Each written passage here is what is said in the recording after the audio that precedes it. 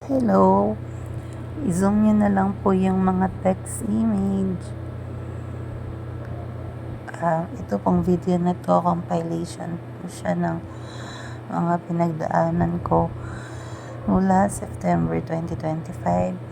So ito po yung unang picture ko nung first may emergency ako nung September. Tapos magkasunod ng October. Yan po, ganyan pa lang po kapayat noon. Sobrang nag-down yung weight ko ng 40 kilos from 50 to 40 kilos. So, dyan, hindi pa talaga ako marunong mag-breathing, lalo na pag inaatake. Sobrang hirap. Tapos, hindi ako makahiga. Lagi akong nakaupo kasi nga hirap makahiga. Hindi ako makahinga. Monthly, lagi po ako dyan. ICU, sa ward.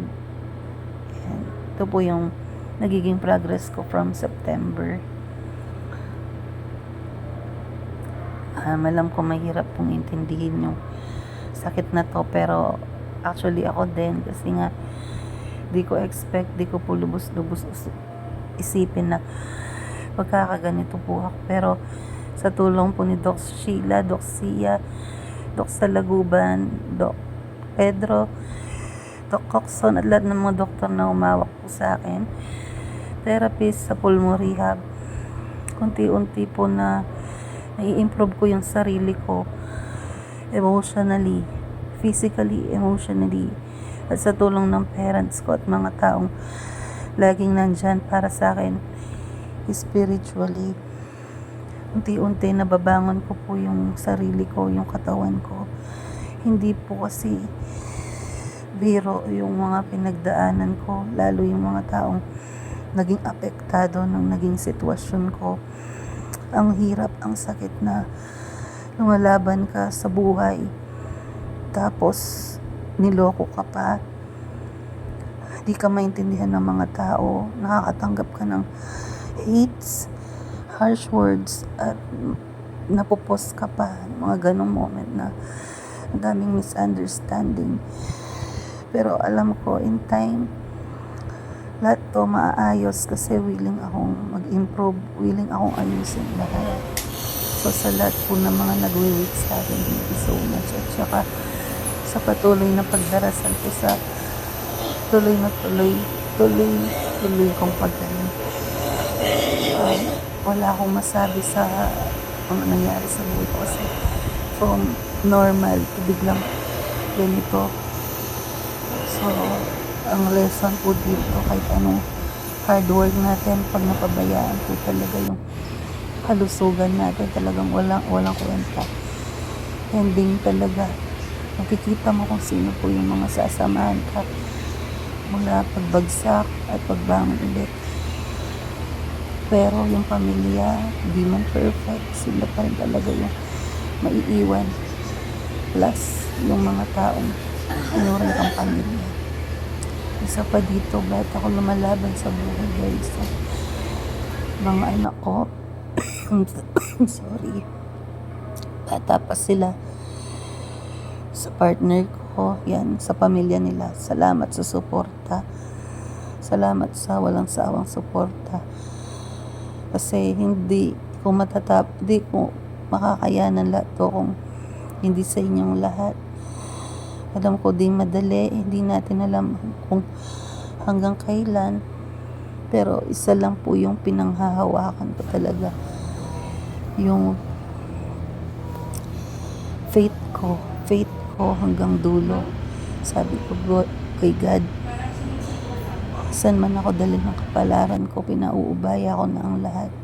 Basta yung faith ko hanggang dulo, kasi para sa akin, sa uli ng hinga natin, hindi kung ilan ang nagawa natin, kung saan, kung anong pipiliin natin. So ako pipiliin kong umuwi sa Diyos talaga. Alam ko di ako perfect, maraming galit, maraming judgment, di ako perfect, di ko nagawang maayos. Pero loobin ng Diyos bago ako mawala dito, sana maayos ko At pagkaya ng mga anak ko na kahit wala ako sa tabi nila, yun, okay na ako doon. Pero kung loobin pa niya, mas ma-enjoy pa yung buhay at maging inspirasyon sa iba, gagawin ko po yun. Hindi dahil sa sarili ko, kundi dahil yun po kung ano yung dapat.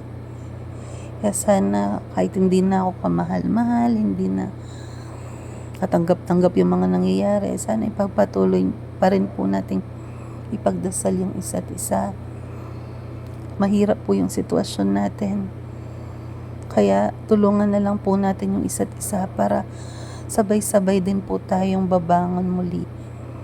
At pakatatag lang po tayo kasi alam ko, hindi lang po ako yung may pinagdadaanan na ganito kahirap. Alam ko lahat tayo may kanya-kanyang kwento, may kanya-kanyang laban na hindi natin alam paano solusyonan. Pero tandaan po sana natin, kagaya ko, alam ko mahirap emotionally labanan lahat. Lalo na di biro, diba? Pero alam ko kayang-kaya natin to. Wala pong imposible kay God. Tatagan lang po natin yung faith natin lagi. Yun lamang po, na-share ko lang po tong compilation ng mga picture na kuha ni Mama sa akin mula nung nagkasakit ako hanggang ngayon, present, September to April. Sana maging maayos na po ang lahat. And huwag po sana kayong magsasawang mag-pray. Yun po yung kailangan natin ngayong panahon na to. So ginawa ko tong video na to hindi para magpaawa. Ginawa ko to para maging inspirasyon naman para sa mga kagaya kung may ganitong pinagdadaanan. God bless po. Laban lang tayo. God. Again, mahal na mahal ko po kayong lahat. Gagawin ko lang yung best ko. Mahal ko po palagi mga anak ko, Ice, Jai, Daddy MJ, pamilya ko.